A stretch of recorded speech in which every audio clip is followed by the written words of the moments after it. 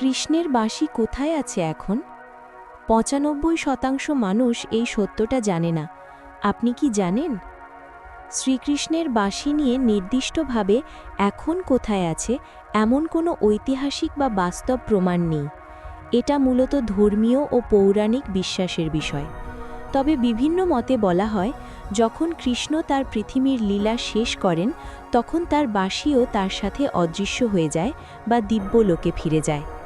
অনেক ভক্ত মনে করেন কৃষ্ণের বাঁশি এখনও আধ্যাত্মিকভাবে বৃন্দাবনে বিরাজমান, যেখানে তার লীলা হয়েছিল। সেখানে এখনও অনেকেই কৃষ্ণের বাঁশির সুর অনুভব করার কথা বলেন।